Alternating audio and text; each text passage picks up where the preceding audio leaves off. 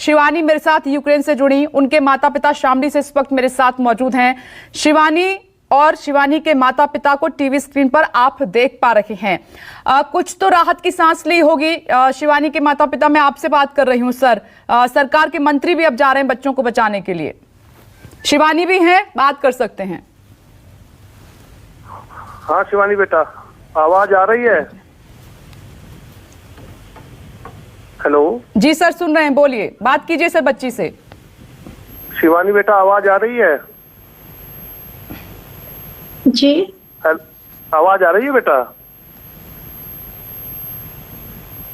Hello hello sir आप बोलिए, वो सुन रही हैं, बोलिए सर। शिवानी बेटा ठीक है?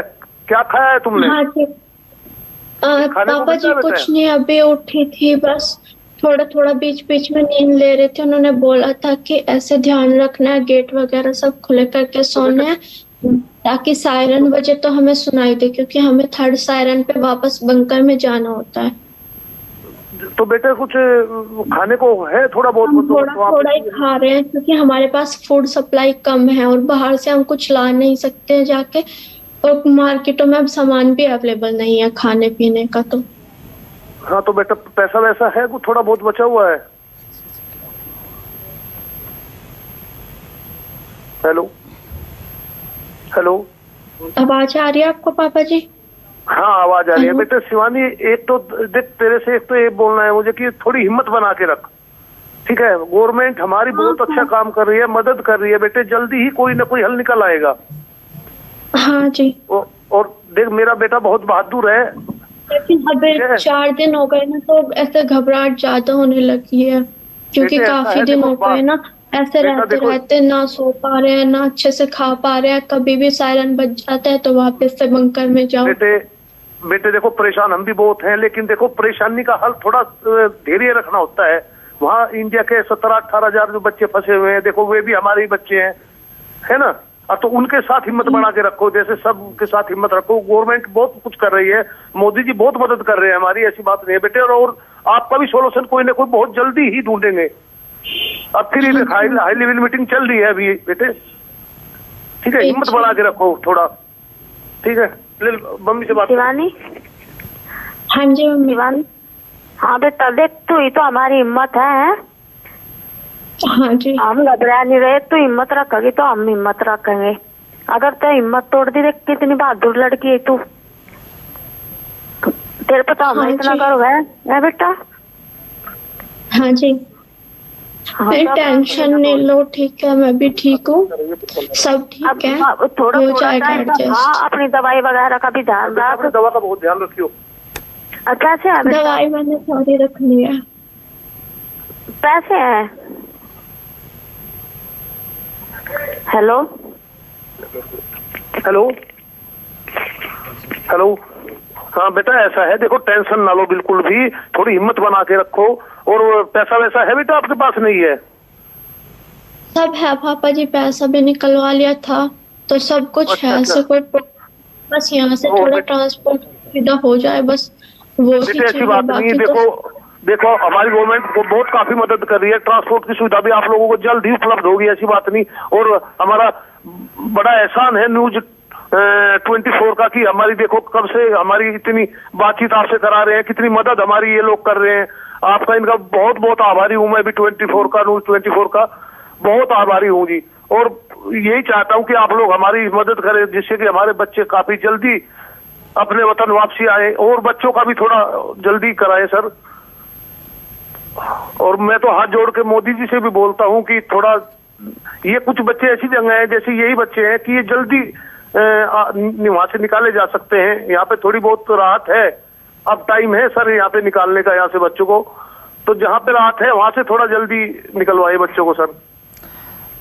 शिवानी और सर आप हमारे साथ बने रहें। मेरे सहयोगी हैं संजीव त्रिवेदी, जो लगातार जो सरकार की तरफ से स्टेप उठाए जा रहे हैं, कदम उठाए जा रहे हैं, उन पर नजर बनाए हुए, वो बात करेंगे आपसे। संजीव। देखिए 12 घंटों में 2 बार प्रधानमंत्री ने बैठक बुलाई है और जाहिर है कि सरकार बहुत ही संजीदा और चिंतित है कि हमारे बच्चे वहां पर हैं और उनकी सुरक्षित वापसी कैसे हो, इस बात को सुनिश्चित किया जाना है। तो कल की बैठक, कल रात की और आज की बैठक, इन दोनों बैठकों का सार यही है कि जल्दी से जल्दी जो वीज़ा प्रोसेस है उसको फैसिलिटेट करने के लिए सरकारों के साथ नेगोशिएट करने के लिए हमारे मंत्री आसपास के देशों में जाएंगे। और वो अनुभवी मंत्री जो विदेश मंत्रालय में काम कर चुके हैं या विदेश विभाग में काम कर चुके हैं, जैसे वीके सिंह हो गए या हरदीप पुरी हो गए, तो ऐसे लोगों को वहाँ भेजा जा रहा है। अब देखिए, दिक्कत यहाँ ये है कि लाने में एक बार अगर वो पार करके हंगरी आ जाते हैं या रोमानिया आ जाते हैं तो दिक्कतें नहीं हैं।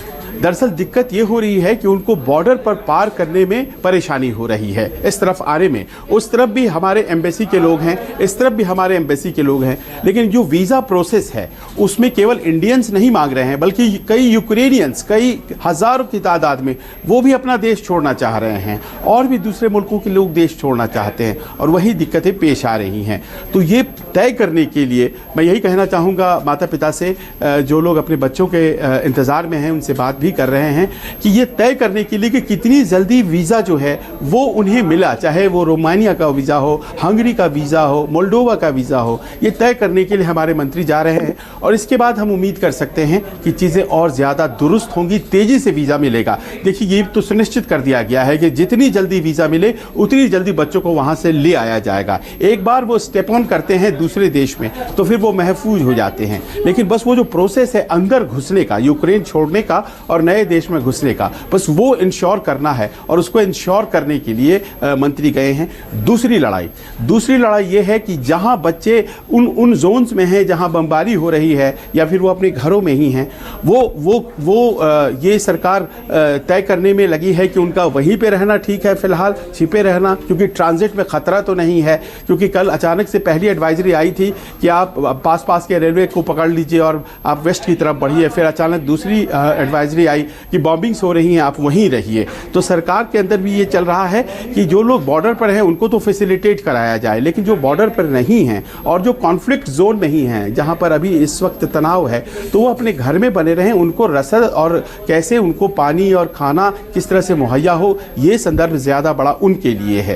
पैनिक नहीं होना है, क्योंकि सरकार लगातार 24 घंटे इस पर नज़र रख रही है। फिलहाल दिल्ली से संदेश यही है। जी शिवानी के माता पिता, आपने संजीव त्रिवेदी को सुना, उन्होंने जो लेटेस्ट अपडेट है सरकार की तरफ से जो कोशिश की जा रही है उसके बारे में बताया। मैं चाहती हूं एक्स डिप्लोमेट है जेके त्रिपाठी जी, आप उनको भी सुन लीजिए। उन्होंने ऐसे ही कई ऑपरेशंस को अंजाम दिया है, वो उनके पास भी कुछ इन्फॉर्मेशन है। शिवानी बेटा, घबराओ मत। जहाँ तक मेरी जानकारी है कि वीज़ा की जहाँ तक बात है, उसके लिए काफ़ी ज़्यादा, उसके लिए शायद ये सोचा जा रहा है और तय भी कर लिया गया होगा कि बजाय नॉर्मल वीज़ा के ट्रांजिट वीज़ा और एक अलग काउंटर इंडियंस के लिए, क्योंकि यूक्रेनियंस के लिए तो उधर से काउंटर होंगे ही, तो एक अलग काउंटर बनाया जाए, उससे वीज़ा की प्रोसेस जल्दी हो जाएगी। लेकिन जो ज़्यादा बड़ी समस्या है वो यही है कि आप लोगों के कीव से या जहां आप फंसे हैं वहाँ से बॉर्डर पर आने की, और अभी वहाँ जहाँ तक मेरी जानकारी है कि न बसेस मिल रही हैं उतनी, और बॉम्बिंग हो रही, इसलिए जो हैं भी वो जाने को तैयार नहीं है।